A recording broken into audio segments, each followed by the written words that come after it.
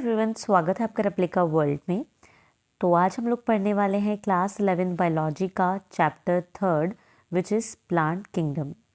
तो इससे पहले हम लोग चैप्टर 2 ऑलरेडी कवर कर चुके हैं। अगर आपने वो लेक्चर्स नहीं देखे हैं तो ज़रूर देख लीजिएगा, जिसका लिंक आपको डिस्क्रिप्शन में मिल जाएगा। तो प्लांट किंगडम की अगर हम बात करते हैं तो जैसे कि हम लोग जानते हैं कि बायोलॉजिकल क्लासिफिकेशन वाला जो चैप्टर था उसमें हम ऑलरेडी 3 किंगडम्स कवर कर चुके हैं। उसमें हमने किंगडम मोनेरा, प्रोटिस्टा और किंगडम फंजाई ऑलरेडी कवर कर दिया है। अब हम प्लांट किंगडम इसमें कवर करने वाले हैं। तो प्लांट किंगडम की अगर हम बात करते हैं तो प्लांट किंगडम में हम उन ऑर्गेनिजम्स को रखते हैं जो कि यूकैरियोट्स और मल्टी सेलुलर हैं, पहली बात। और दूसरी बात ये है कि उनके अंदर क्लोरोफिल है, यानी कि वो क्लोरोफिल कंटेनिंग है। और जो भी प्लांट्स के अंदर कैरेक्टरिस्टिक होती है वो अगर उनके अंदर है तब जाके उस पर्टिकुलर ऑर्गेनिज्म को हम प्लांट किंगडम में रखेंगे, जैसे कि सेल वॉल होना और भी बहुत सारे फीचर्स हैं। ठीक है, तो पहले के क्लासिफिकेशंस की अगर हम बात करें तो वहाँ पे कुछ ऐसे ऑर्गेनिजम्स को भी प्लांट किंगडम में रखा हुआ था जो कि प्लांट किंगडम में नहीं आ सकते थे। जैसे कि ब्लू ग्रीन एल्गी को एल्गी में इंक्लूड कर दिया, पर जबकि वो क्या है, एक बैक्टीरिया है, साइनोबैक्टीरिया है। फंजाई को सेल वॉल की वजह से प्लांटी में ही रख दिया, यानी किंगडम प्लांटी में रख दिया, जो कि पॉसिबल नहीं हो सकता बिकॉज फंजाई हेटेरोट्रॉफिक होते हैं। तो इस तरीके के कुछ ऑर्गेनिज्म थे जिनको पहले प्लांटी में इंक्लूड किया हुआ था, उनको प्लांटी में से बाहर कर दिया गया। ठीक है, और प्लांटी में सिर्फ कुछ ही ग्रुप्स को अलाउ किया गया। तो प्लांटी में कौन से ग्रुप को इंक्लूड किया हुआ है अगर हम इसकी बात करें तो यहाँ पर प्लांटी में एल्गी, ब्रायोफाइट्स, टेरिडोफाइट, जिम्नोस्पर्म और एंजियोस्पर्म्स को इंक्लूड किया गया है। यानी कि इस चैप्टर में हम इन सभी के बारे में पढ़ेंगे। हालांकि एंजियोस्पर्म्स के बारे में अगर हम बात करें तो यहाँ पर इतना डिटेल में नहीं दिया हुआ है, पर जितना भी दिया हुआ है उसको हम डिस्कस कर लेंगे। और अगर हम बात करते हैं बाकी ऑर्गेनिजम्स की या बाकी जितने भी ग्रुप्स हैं तो उनके बारे में बहुत अच्छे से दिया हुआ है। एंजियोस्पर्म्स के बारे में आपको डिटेल में क्लास 12th वाली बुक में ज़्यादा पढ़ने को मिलेगा। चलिए, अब यहाँ पे ये जो पेज है इसमें कुछ क्लासिफिकेशन को लेके इम्पॉर्टेंट चीज़ें बताई हुई हैं, थोड़ा सा उनको डिस्कस कर लेते हैं, फिर हम एल्गी से शुरुआत करेंगे। ठीक है, तो क्लासिफिकेशंस की अगर बात करते हैं तो क्लासिफिकेशन में हम लोगों को काफ़ी सिस्टम्स देखने को मिलते हैं। जब हम क्लासिफिकेशन को डीप में स्टडी करते हैं या टेक्सोनॉमी को स्टडी करते हैं, अलग अलग तरीके के सिस्टम देखने को मिलते हैं। तो पहले जो सिस्टम्स हुआ करते थे क्लासिफिकेशन की, वहाँ पर ग्रॉस सुपरफिशियल मॉर्फोलॉजिकल कैरेक्टर्स को ही इंक्लूड किया जाता था as a basis of classification. यानी कि किन्हीं भी ऑर्गेनिज्म को क्लासीफाई करने के लिए उसके ऊपर ऊपर से दिखने वाले फीचर्स, जैसे कि हैबिटाट कैसा है, कहाँ मिलते हैं वो, कलर कैसा है, नंबर कितने हैं और शेप ऑफ लीफ कितनी है, इस तरीके के कुछ कैरेक्टर्स देखने को मिलते थे। जिसमें कुछ वेजिटेटिव कैरेक्टर्स होते थे, जैसे एंड्रोशियम के कुछ कैरेक्टर्स, इस तरीके के कैरेक्टर्स होते थे। तो ऐसे सिस्टम्स को हम आर्टिफिशियल सिस्टम ऑफ क्लासिफिकेशन कहते हैं। ठीक है, इसके बाद प्रॉब्लम आर्टिफिशियल क्लासिफिकेशन के साथ क्या थी, that they separated the close related species since they were based on a few characteristic. कई बार क्या होता था, क्लोज रिलेटेड स्पीशीज भी अलग अलग टैग्सा में चली जाती थी, क्योंकि वो दिखने में शायद हो सकता है इतने फीचर्स उनके ना मिलते हों और सारे कैरेक्टर्स कंसिडर नहीं होते थे। तो इसीलिए आर्टिफिशियल सिस्टम जो है वो सही नहीं था, क्योंकि आर्टिफिशियल सिस्टम जो था वो सुपरफिशियल कैरेक्टर्स को ज़्यादा देखता था। दूसरी बात, आर्टिफिशियल सिस्टम इक्वल वेटेज देता था वेजिटेटिव और सेक्सुअल कैरेक्टरिस्टिक को, जो कि हमें पता है कि ऐसा नहीं हो सकता, क्योंकि वेजिटेटिव कैरेक्टर्स जो होते हैं वो इन्वायरमेंट के साथ काफ़ी हद तक बदल जाते हैं। मतलब कि इन्वायरमेंटल फैक्टर्स का उनके ऊपर फ़र्क पड़ता है, जैसे लीव्स की शेप हो गई या लीव्स का नंबर हो गया, या फिर और भी चीज़ें होती हैं। तो बाहरी जो कैरेक्टर्स हैं वो इन्वायरमेंट कहीं ना कहीं कंट्रोल करता है, जबकि सेक्सुअल कैरेक्टर्स तो जो भी जिस प्लांट के होंगे वो ही होंगे, है ना। मान लीजिए कि अगर जो हमारा स्टिग्मा है, स्टाइल है, ओवरी है, ठीक है, यानी कि जो हमारा गाइनोशियम है, तो गाइनोशियम में कितने नंबर होंगे पिस्टल के, वो जो है वो तो हर प्लांट का सेम नहीं हो सकता है, और पर्टिकुलर प्लांट का जो है वही रहेगा जो होगा, इन्वायरमेंट से तो फ़र्क नहीं पड़ेगा, है ना। इस तरीके से स्टेमेंस की कंडीशन क्या है, ये भी इन्वायरमेंट से फ़र्क नहीं पड़ेगा। ठीक है, तो सेक्सुअल कैरेक्टर्स ज़्यादा इंपॉर्टेंट होते हैं क्लासिफिकेशन में, बिकॉज वो इन्वायरमेंट से प्रभावित नहीं होते। जबकि वेजिटेटिव कैरेक्टर्स जो है इन्वायरमेंट से इन्फ्लुएंस्ड होते हैं। और क्योंकि आर्टिफिशियल सिस्टम दोनों को ही इक्वल इंपॉर्टेंस देता है, तो इसलिए आर्टिफिशियल सिस्टम कहीं ना कहीं इस चीज़ में गलत है। एक और सिस्टम होता है जिसको हम बोलते हैं नेचुरल क्लासिफिकेशन सिस्टम। तो नेचुरल क्लासिफिकेशन सिस्टम जो अपनाया गया था वो बेस्ड था on natural affinities among the organisms, और उन्होंने ना सिर्फ एक्सटर्नल कैरेक्टर्स को देखा जबकि इंटरनल कैरेक्टर्स को भी इंक्लूड किया, जैसे कि ultra structure, anatomy, embryology, phytochemistry, सबको इंक्लूड किया गया। ऐसा जो क्लासिफिकेशन सिस्टम था फॉर फ्लावरिंग प्लांट वो दिया था George Bentham and Joseph Dalton Hooker ने।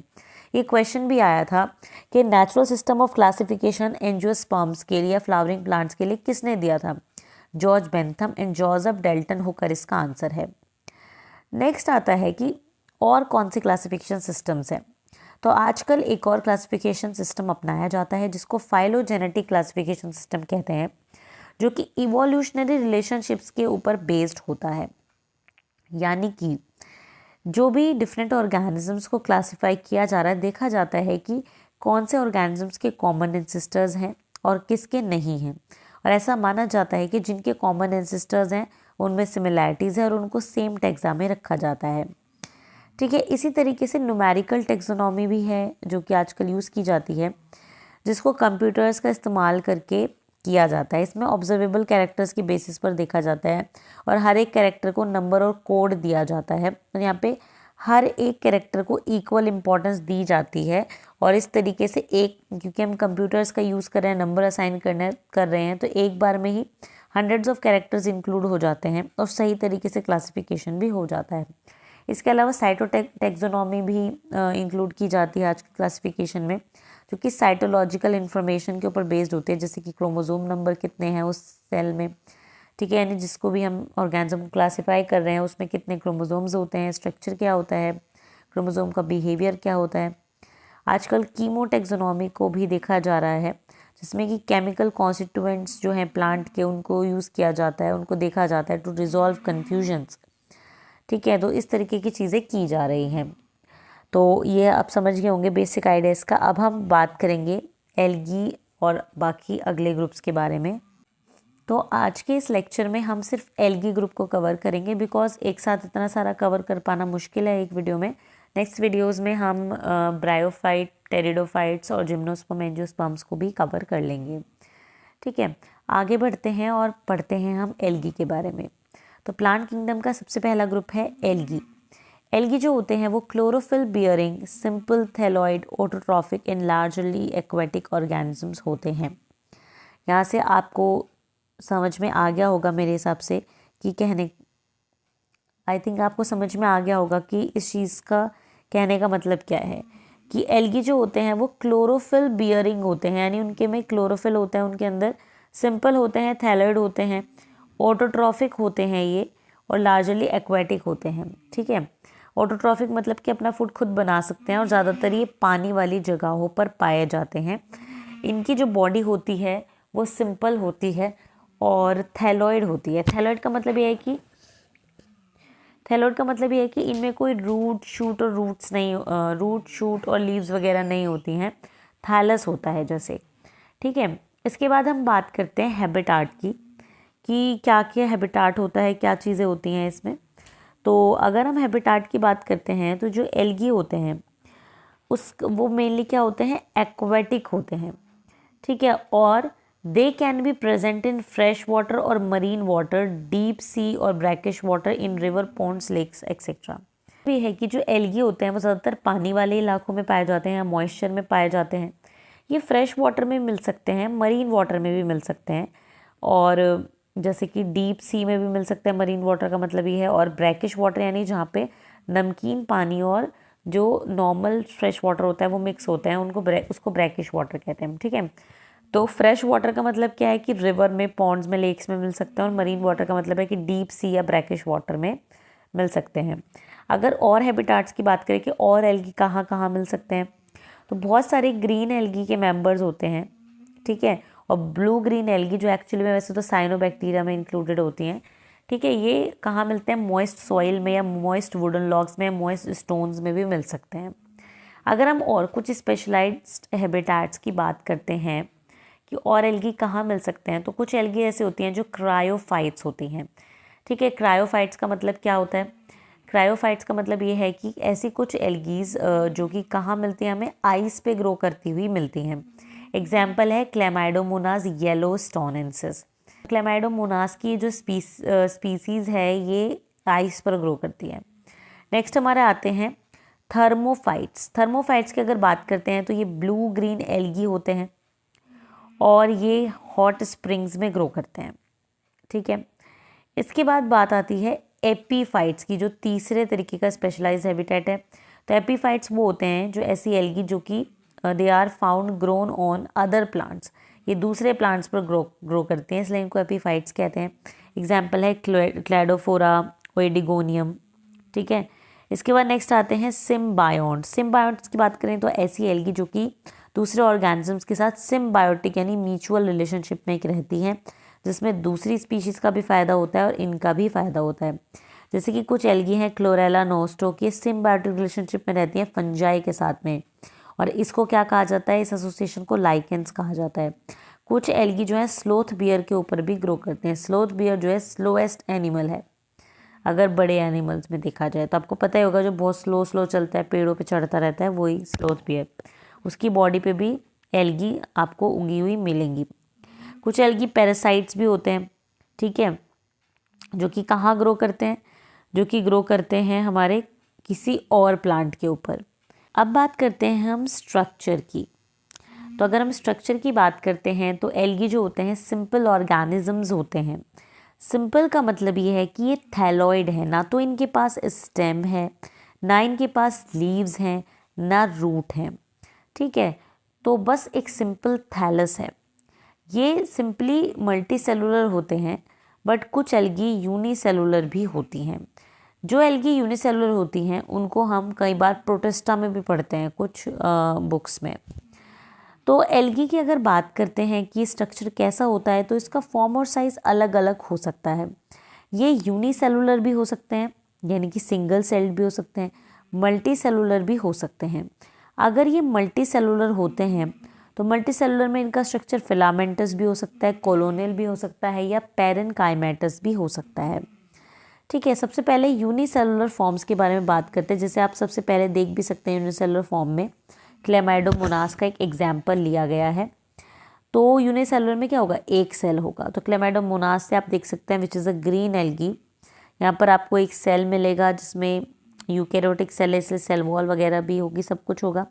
क्लोरोप्लास्ट होगा, न्यूक्लियस होगा, वैक्यूल होगा और फ्लैजिला होगा। मल्टी सेलुलर फॉर्म्स की बात करते हैं तो पहले तरीके की मल्टी सेलुलर फॉर्म है कॉलोनियल फॉर्म। यहाँ पे बहुत सारे एल्गल सेल्स जो होंगे वो एक साथ पाए जाएंगे, इसको हम कॉलोनियल फॉर्म कहते हैं। भले ही एक साथ होंगे but they are present independently inside the colony. Example है वॉल्वॉक्स और हाइड्रोडिक्टियन। वॉल्वॉक्स का एग्जाम्पल भी यहाँ पे शो किया हुआ है, ग्रीन एल्गी है ये एक। यहाँ पे आप देख सकते हैं कि सिंगल सेल्स कैसे, ये जो डॉट डॉट आप देख रहे हैं these are single cells and they are joined together और they are living together in the form of colony.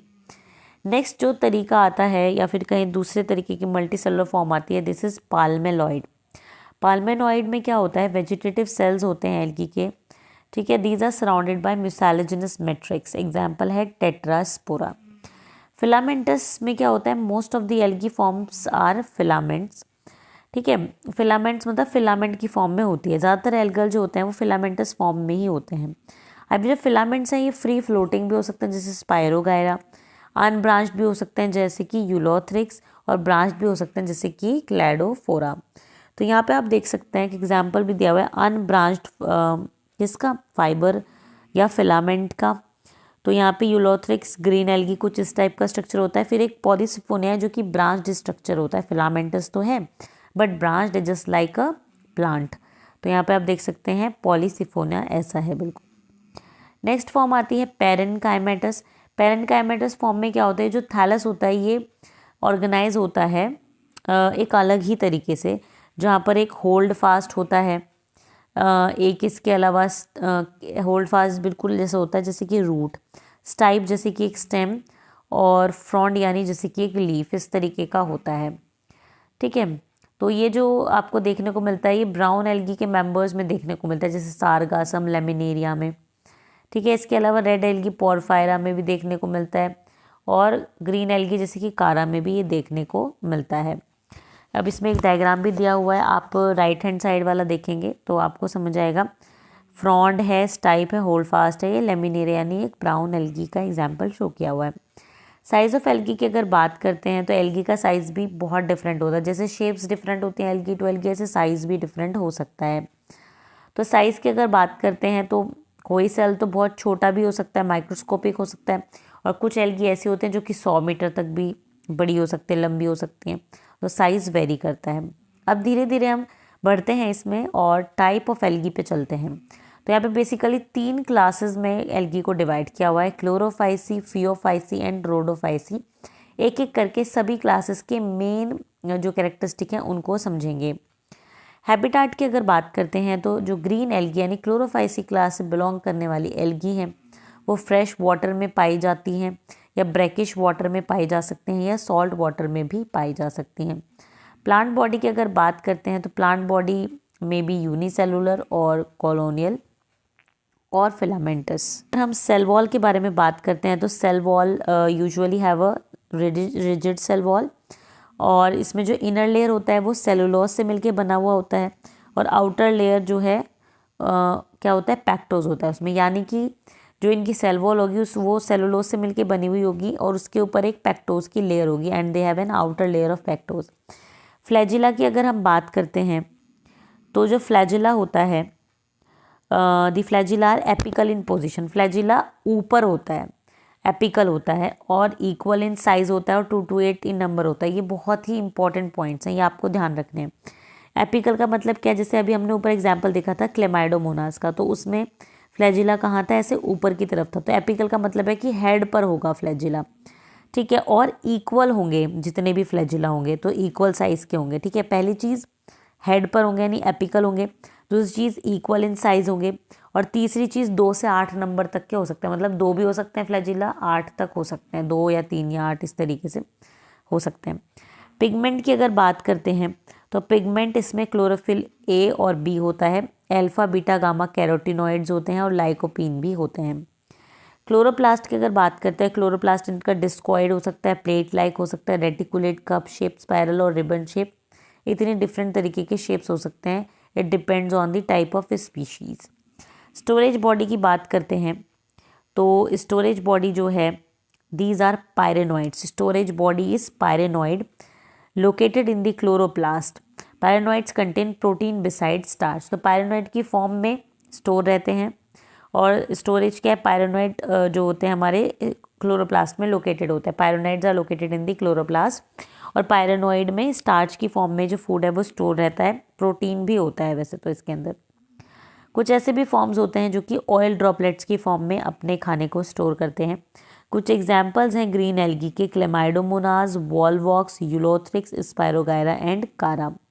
अब ये जो नोट्स बनाए गए हैं बिल्कुल ऐसे बनाए गए हैं कि एनसीईआरटी की सारी इन्फॉर्मेशन इसमें कवर है, बट पॉइंट वाइज है, अलग अलग पॉइंट्स की फॉर्म में लिख दिया गया है ताकि आपको समझने में आसानी हो। अदरवाइज एनसीईआरटी में पैराग्राफ की फॉर्म में ये सारी इतनी इंपॉर्टेंट इन्फॉर्मेशन दी गई है, बट उसको पढ़ते पढ़ते हम बोर हो जाते हैं, तो इसीलिए ऐसा किया गया है ताकि आपको थोड़ा सा सही लगे इसको पढ़ के और आप इसको पढ़ भी सकें। बात करते हैं नेक्स्ट, जो हमारी एल्गल ग्रुप है वो है फियोफाइसी। ठीक है, तो अगर हम फियोफाइसी के बारे में बात करते हैं तो फियोफाइसी इज़ अ ग्रुप या is a class which includes brown algae. तो अगर हैबिटाट की हम इसमें बात करते हैं, सो हैबिटाट ये कहाँ पे मिलते हैं, तो ये मरीन इन्वायरमेंट में मिलते हैं। They are primarily found in marine environment. Plant body की अगर बात करते हैं, so they show great variation in shape and form, अलग अलग तरीके के हो सकते हैं। कैसे, सिंपल ब्रांच्ड भी हो सकते हैं, फिलामेंटस फॉर्म भी हो सकते हैं जैसे इक्टोकार्पस, और बहुत ज़्यादा ब्रांच्ड फॉर्म भी हो सकते हैं जैसे कि कैल्प्स। कैल्प्स जो होते हैं वो बहुत ही आगे तक पहुंच जाते हैं, स्प्रेड कर जाते हैं, और वो 100 मीटर तक की हाइट अटेन कर लेते हैं। ठीक है, सो जो बॉडी प्लांट बॉडी का जो शेप एंड साइज़ का वेरिएशन है वो बहुत ज़्यादा है यहाँ पे। सेल वॉल की अगर हम बात करते हैं तो सेल वॉल जो है मेनली सेलुलोसिक होता है, just like all plants, but the cell wall is cellulosic, usually covered on the outside by a gelatinous coating of algin. ये बहुत ज़्यादा इम्पॉर्टेंट है कि जो इनकी सेल वॉल होती है बनी तो होती है वो सेलुलोज से ही, पर एल्जिन की एक कोटिंग होती है उनके बाहर। मतलब cell wall is cellulosic but एक आउटर कोटिंग है, जिलेटिनस कोटिंग है, जो कि एल्जिन की होती है। जो एल्जिन है इसके बारे में आगे समझेंगे कि इसमें क्या है, एल्गिन या एल्जिन कुछ भी आप इसको कह सकते हैं। ठीक है, फ्लैजिला के बारे में बात करते हैं। फ्लैजिला कैसा होता है इनका? Flagella are lateral and unequal two in number. अब फ्लैजिला जो है वो लेटरल होंगे, यानी एपिकल नहीं होंगे, हेड पर प्रेजेंट नहीं होंगे, लेटरल होंगे, अनइक्वल होंगे और 2 होंगे, 2 इन नंबर। तो ऐसे समझ सकते हैं कि अगर कोई ब्राउन एल्गी है और उसके ऊपर फ्लैजिला है तो वो फ्लैजिला लेटरल होंगे, ऐसे साइड से निकलेंगे, ऊपर से नहीं निकलेंगे। 2 होंगे और एक बड़ा और एक छोटा होगा। आई होप कि ये बात आपको समझ में आ गई होगी। इसके बाद आगे बढ़ते हैं, इसमें पिगमेंट्स के बारे में बात करते हैं। तो पिगमेंट्स कौन कौन से हैं? क्लोरोफिल ए और सी इसके पिगमेंट्स हैं, कैरोटिनॉइड्स एंड ज़ैंथोफिल्स ये इसके पिगमेंट्स हैं। ठीक है, एक और बहुत इंपॉर्टेंट चीज़ ये है कि ये जो ब्राउन एल्गी होते हैं कलर में बहुत वेरी करती हैं। कुछ ब्राउन एल्गी ऑलिव ग्रीन लगेंगी और कुछ ब्राउन तक लगेंगी, मतलब ऑलिव ग्रीन से लेके ब्राउन तक की डिफरेंट शेड्स यहाँ पे देखने को मिलती हैं। और ये डिपेंड करता है जो कलर है upon the amount of xanthophyll and fucoxanthin present in them. तो फुकोजेंथिन और ज़ैंथोफिल इन दोनों पिगमेंट्स के कॉम्बिनेशन और अमाउंट की वजह से इनके ये कलर जो हैं वेरी करते हैं। प्लांट बॉडी की अगर बात करते हैं तो प्लांट बॉडी जो होती है usually it is attach to the substratum by holdfast. मतलब एक होल्ड फास्ट के थ्रू ये सबस्ट्रेटम से अटैच रहती है। मतलब कि जैसे कि एक कोई भी सबस्ट्रेटम है, कोई भी जगह है, तो वहाँ से एक होल्ड फास्ट यानी रूट जैसा एक स्ट्रक्चर होगा, उसके थ्रू ये जो एल्गी होगी ये कनेक्टेड होगी। ठीक है, एक होल्ड फास्ट होगा, रूट जैसा स्ट्रक्चर होगा, फिर एक स्टेम जैसा स्ट्रक्चर होगा, फिर एक लीफ जैसा स्ट्रक्चर होगा। कुछ इस तरीके का स्ट्रक्चर इनका होता है। ठीक है, अगर हम बात करते हैं, यहाँ पे देखिए साफ साफ लिखा भी हुआ है that the plant body is usually attach to the substratum by a holdfast, has a stalk this type and leaf like photosynthetic organ frond. तो इसमें क्या बताया गया है कि एक होल्ड फास्ट होगा, एक स्टाइप होगा और एक फोटोसिंथेटिक ऑर्गन होगा। आगे अभी हम डायग्राम में देखेंगे भी। ठीक है, इसके बाद स्टोरेज बॉडी की अगर हम बात करते हैं, स्टोरेज बॉडी की अगर बात करते हैं तो स्टोरेज बॉडी क्या है? Food is stored as complex carbohydrate which may be in the form of laminarin और मैनिटोल। तो लेमिनेरिन और मैनिटोल की फॉर्म में ये जो है स्टोर रहेगा। एग्जाम्पल्स की अगर बात करते हैं तो इक्टोकार्पस, डिक्टियोटा, लेमिनेरिया, सारगासम, फ्यूकस, ये कुछ ब्राउन एल्गी के एग्जाम्पल्स हैं।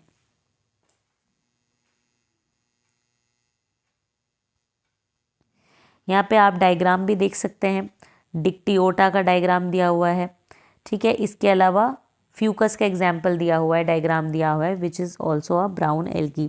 यहाँ पे आप देख सकते हैं, आपको नीचे होल्ड फास्ट भी देखने को मिलेगा, स्टाइप भी देखने को मिलेगी। इसके बाद आपको एक लीफ जैसा स्ट्रक्चर भी देखने को मिलेगा, जिसमें मिडरिब भी होगा, एयर ब्लैडर्स होंगे, है ना। यानी कि जो ऊपर वाला लीफ लाइक स्ट्रक्चर है ये तो क्या है, इसको बोलते हैं फ्रॉन्ड। जो ये ऐसे आपको सेगमेंट वाला स्ट्रक्चर दिख रहा है ना, इतना जो हिस्सा है, ठीक है, मैं आपको बता देती हूँ एक बार कि ये वाला जो हिस्सा है ये इसको बोलेंगे stipe which is more like a stem या फिर स्टॉक। और ये जो नीचे वाला हिस्सा है this is hold fast, this is hold fast. तो नीचे वाला जो हिस्सा है वो तो क्या है, होल्ड फास्ट है, होल्ड फास्ट। ये जो बीच वाला हिस्सा ये स्टाइप है और जो ऊपर वाला हिस्सा है ये फ्रॉन्ड है। यहाँ पे लिखा भी हुआ है FROND, फ्रॉन्ड। ठीक है, तो अब ये आपको समझ में आ गया होगा। अब हम चलते हैं रेड एल्गा पे। ठीक है, अगर हम रेड एल्गा की बात करते हैं तो यहाँ पे जो रेड एल्गा है यानी जिसको रेड एल्गी कहा जाता है, ये रोडोफाइसी क्लास में इंक्लूडेड होता है। जो मेंबर्स होते हैं रोडोफाइसी के वो कॉमनली उनको रेड एल्गी कहते हैं because they contain a pigment which make them to appear red. तो वो कौन सा पिगमेंट होता है जिसकी वजह से रेड एल्गी रेड लगती है? R-फाइकोइरिथ्रिन। जो R-फाइकोइरिथ्रिन पिगमेंट होता है उसकी वजह से जो रेड एल्गी होती हैं वो रेड शो होती हैं हमें। ठीक है, इसके बाद हैबिटाट की अगर बात करते हैं तो ज़्यादातर रेड एल्गी जो होती हैं मरीन होती हैं with greater concentration found inside the warmer areas. Marine होंगी यानी सॉल्टी वाटर में पाई जाएंगी, जिसमें कि ज़्यादातर जो है वार्मर एरियाज में देखने को मिलेंगी। कुछ फॉर्म्स रेड एल्गी की फ्रेश वाटर में भी पाई जा सकती हैं। ठीक है, अब ये जो है वेल लाइटेड रीजन में भी पाई जा सकती हैं और ये क्लोज टू सरफेस भी पाए जा सकते हैं जहाँ पे लाइट बहुत कम होती है। ठीक है, इसके बाद अगर प्लांट बॉडी की बात करते हैं तो प्लांट बॉडी जो है वही थैलाई होता है इनका, जिसमें कि ये मल्टी सेलुलर होते हैं। ये जो है फिलामेंटस भी हो सकते हैं या पैरेनकाइमेटस भी हो सकते हैं। ठीक है, अगर हम बात करते हैं इनकी सेल वॉल की तो सेल वॉल जो होती है सेलुलोज से मिलकर बनी हुई होती है। पैक्टिन का डिपोजिशन होता है और पॉलीसल्फेट एस्टर्स भी इनमें होते हैं। इसके अलावा जो इनकी सेल वॉल होती है उसमें काराजीन का डिपोजिशन भी होता है। फ्लैजिला की अगर बात करते हैं तो फ्लैजिला जो होता है इनका वो होता ही नहीं है, because they are non motile. तो यहाँ पे साफ साफ लिखा हुआ है they are non motile, hence flagellum is absent. ये बहुत इंपॉर्टेंट है, एमसीक्यूज में आ जाता है कि which type of flagella is present in Rhodophyceae. तो अगर आपको यही नहीं पता है कि रोडोफाइसी में फ्लैजिला होता ही नहीं है तो आप गलत ऑप्शन जो है मार्क करके आएंगे। So they are non motile, hence flagellum is absent.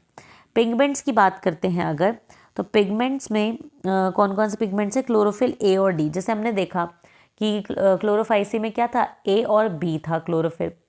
Phaeophyceae में ए और सी था, तो रेड एल्गी में क्या होगा, ए एंड डी। इस तरीके से आप याद कर सकते हैं। इसके अलावा फाइकोइरिथ्रिन भी होता है इनमें, which is a pigment which is responsible for their red colour, और बीटा कैरोटीन भी होता है। फूड स्टोर की बात करते हैं तो फ्लोरिडिन स्टार्च की फॉर्म में इनका जो फूड है स्टोर रहता है, which is similar to amylopectin and glycogen in structure. ठीक है, the food is stored as floridean starch. Example की बात करें तो पॉलीसिफोनिया, पोरफायरा, ग्रेसिलेरिया, गैलिडियम, ये सारे इसके एग्जाम्पल है। डायग्राम भी यहाँ से आप देख सकते हैं। ठीक है, इनमें भी फ्रॉन्ड लाइक ऑर्गन देखने को मिलता है, लीफ लाइक ऑर्गन देखने को मिलता है। This is a diagram of porphyra. अब ये तो सारे हमने क्लासिफिकेशन भी देख लिया। अब ये देखेंगे कि एल्गी में रिप्रोडक्शन किस तरीके से होता है। ठीक है, ये सारे हमने वेजिटेटिव कैरेक्टर देखे। अब हम रिप्रोडक्टिव कैरेक्टर्स देखेंगे या ये देखेंगे रिप्रोडक्शन किस तरीके से एल्गी में होता है। अगर रिप्रोडक्शन को देखा जाए एल्गी में तो रिप्रोडक्शन तीनों मेथड से हो सकता है, वेजिटेटिव, सेक्सुअल, एसेक्सुअल, तीनों मेथड से हो सकता है। कैसे होता है समझते हैं। वेजिटेटिव रिप्रोडक्शन में क्या होता है, फ्रेगमेंटेशन के थ्रू ये रिप्रोडक्शन होता है एल्गी के अंदर, जिसमें कि जो एल्गी की बॉडी है वो ऐसे फ्रेगमेंट्स में ब्रेक हो जाती है और फिर ये जो हर एक फ्रेगमेंट है ये एक नई एल्गी प्रोड्यूस करता है। This is known as fragmentation, और इस तरीके से ही एल्गी में वेजिटेटिव रिप्रोडक्शन होता है। अब हम बात करते हैं कि एसेक्सुअल रिप्रोडक्शन कैसे होता है एल्गी में। तो अगर एसेक्सुअल रिप्रोडक्शन की बात करते हैं तो सेपरेटली बात करते हैं कि ग्रीन एल्गी, ब्राउन एल्गी और रेड एल्गी में कैसे होता है। एसेक्सुअल रिप्रोडक्शन जो होता है मेनली वो डिफरेंट टाइप ऑफ स्पोर्स के थ्रू होता है। ठीक है, जिसमें कि जो मोस्ट कॉमन है वो जू स्पोर्स हैं, पर कुछ ऐसी भी एल्गी होती हैं जिनके पास नॉन मोटाइल स्पोर्स होते हैं, जिनको ए प्लानोस्पोर्स भी कहा जाता है। अगर ग्रीन एल्गी की बात करते हैं तो इनमें जो एसेक्सुअल रिप्रोडक्शन होता है वो फ्लैजिलेटेड जू स्पोर्स के थ्रू होता है, जो कि जू स्पोरेंजियम में प्रोड्यूस होते हैं। So asexual reproduction takes place by flagellated zoospores produced in zoosporangium. Brown algae की बात करते हैं तो ब्राउन एल्गी में जो एसेक्सुअल रिप्रोडक्शन होता है वो भी स्पोर्स के थ्रू ही होता है, और इनके जो स्पोर्स होते हैं दीज आर पियर शेप्ड, इनके स्पोर्स पियर शेप्ड होते हैं। ठीक है, और दूसरी बात ये है कि इनमें दो अनइक्वल लेटरल अटैच्ड फ्लैजिला होते हैं, यानी पियर शेप्ड होंगे एक तो स्पोर्स, और दूसरा इन स्पोर्स में two unequal laterally attached flagella होंगे। जैसे मान लीजिए कि ये एक इनका स्पोर है, तो अब ये जो स्पोर है इसमें दो फ्लैजिला होंगे। ठीक है, और ये जो दोनों फ्लैजिला होंगे अनइक्वल होंगे और लेटरली होंगे, मतलब साइड से निकल रहे होंगे। तो इनका जो गैमेट होगा कैसा होगा, सॉरी जो इनका स्पोर होगा वो कैसा होगा, पियर शेप होगा, और इनमें दो फ्लैजिला होंगे, have two unequal laterally attached flagella, मतलब दो फ्लैजिला होंगे इनके स्पोर में, दोनों फ्लैजिला साइड से लेटरली निकल रहे होंगे। एक बड़ा फ्लैजिला होगा, एक छोटा फ्लैजिला होगा। रेड एल्गी की बात करें तो इनके जो एसेक्सुअल स्पोर्स हैं वो नॉन मोटाइल होंगे, asexual spores are non motile.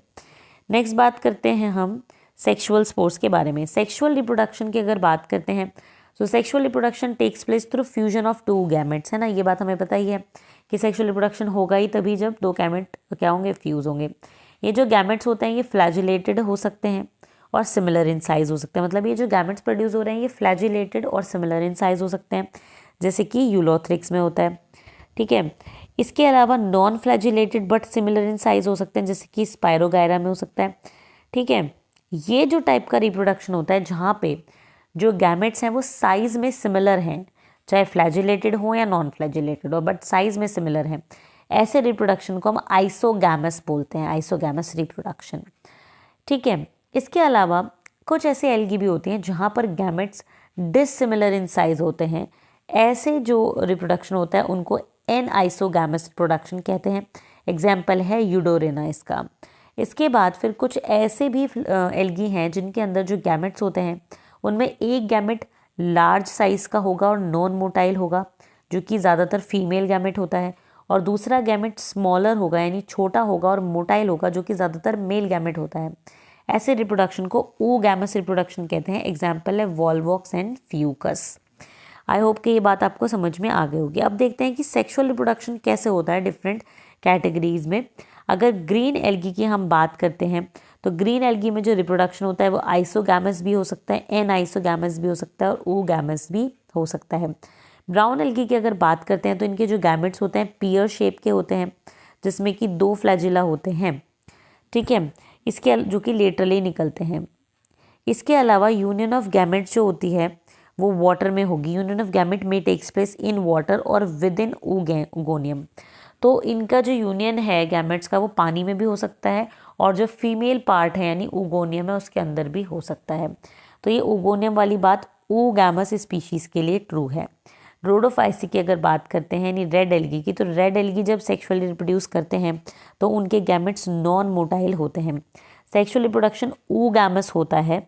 ठीक है, और complex post fertilisation development involve होता है, यानी कि पोस्ट फर्टिलाइजेशन इवेंट्स जो हैं कॉम्प्लेक्स होते हैं। तो यानी कह सकते हैं बाकी एल्गी से इस मामले में एडवांस है। नेक्स्ट बात करते हैं हम इसमें इकोनॉमिक इम्पोर्टेंस की। तो अगर हम यहाँ पे इकोनॉमिक इम्पोर्टेंस की बात करते हैं, ये भी एक बहुत ही इम्पोर्टेंट पार्ट है एल्गी का। तो सबसे पहले आता है हमारा कि एटलीस्ट जितने भी इस अर्थ पर CO2 का फिक्सेशन हो रहा है उस पूरे में जो हाफ CO2 फिक्सेशन का श्रेय है या क्रेडिट है वो एल्गी को जाता है, क्योंकि एल्गी पूरे अर्थ का जितना भी फोटोसिंथेसिस हो रहा है उसमें से हाफ एल्गी करते हैं। ठीक है, तो पहली इकोनॉमिक इम्पोर्टेंस ये हो गई। दूसरी की बात करें तो ज़्यादातर कुछ स्पीशीज़ ऐसी हैं जैसे कि पोरफायरा, लेमिनेरिया, सारगासम जो कि फूड की तरह यूज़ होती हैं। तो कुछ स्पीशीज़ हैं जैसे कि Porphyra, Laminaria, Sargassum are used as food. कुछ ब्राउन और रेड एल्गी होती हैं जो कि लार्ज अमाउंट में हाइड्रोकोलॉइड्स नाम के सब्सटेंसेस को रिलीज़ करती हैं या प्रोड्यूस करती हैं। हाइड्रोकोलॉइड्स वो सब्सटेंसेस होते हैं जो वाटर को होल्ड कर सकते हैं। एग्जाम्पल है इसका एल्जिन। मैंने आपको बताया था एल्गिन, ये एल्जिन जो ब्राउन एल्गी प्रोड्यूस करते हैं अपने सेल वॉल के बाहर उनका डिपोजिशन होता है, ये एक वाटर होल्डिंग सब्सटेंस है। उस तरीके से काराजीन जो कि रेड एल्गी प्रोड्यूस करते हैं ये भी एक वाटर होल्डिंग सब्सटेंस है और इसको वाटर होल्डिंग सब्सटेंस को कमर्शियली इस्तेमाल भी किया जाता है। इसके अलावा अगर आपने सुना होगा अगर पाउडर होता है जो कि किसी भी मीडिया को, कल्चर मीडिया को सॉलिडिफाई करने के लिए इस्तेमाल किया जाता है। उसको कहाँ से ऑब्टेन किया जाता है, वो 2 एल्गी होती हैं Gelidium and Gracilaria which are red algae, उनसे इसको एक्सट्रैक्ट किया जाता है। इनको आइसक्रीम और जेलीज़ के प्रेपरेशन में भी इस्तेमाल किया जाता है। इसके अलावा एक और इकोनॉमिक इम्पोर्टेंस है क्लोरेला की, जिसको फूड की तरह इस्तेमाल किया जाता है। इसको जो स्पेस ट्रैवलर्स होते हैं वो भी इसको इस्तेमाल करते हैं एज अ फूड। ठीक है, ये प्रोटीन में काफ़ी रिच होता है। तो इस तरीके से हमने यहाँ पे कुछ टॉपिक्स देखे और यहाँ पे हमने एल्गी को मेनली समझा आज के लेक्चर में। फर्दर लेक्चर्स में हम ब्रायोफाइट्स, टेरिडोफाइट्स, जिम्नोस्पर्म और एंजियोस्पर्म्स के बारे में पढ़ेंगे। तो आज के लिए सिर्फ इतना ही।